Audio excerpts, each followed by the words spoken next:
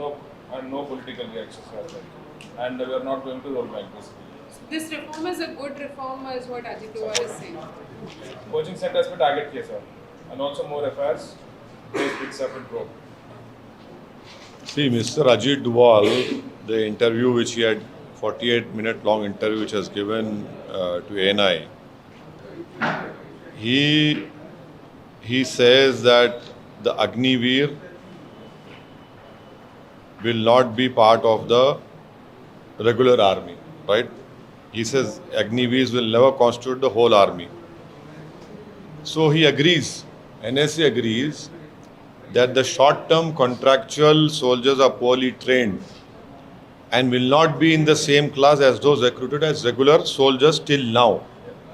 And if only 25% are taken as regulars, my question to the Modi government is, won't the bulk of our army be made to contracted soldiers? Number one.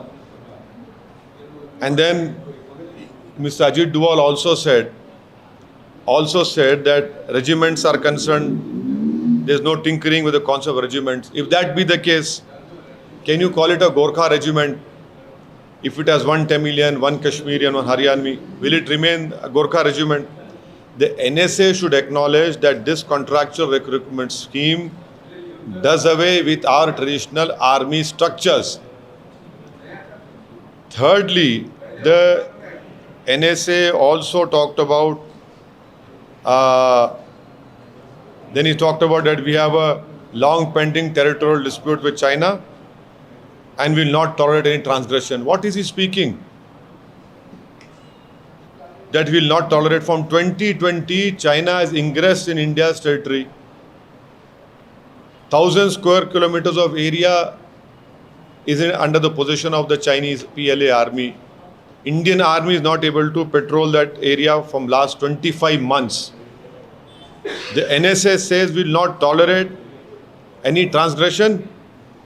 Then how is it that our foreign minister, Shri Jaishankar, says ties with China will not be normal till border crisis is resolved? Then he goes to attend the BRICS meeting and listens to the Chinese Premier Xi Jinping.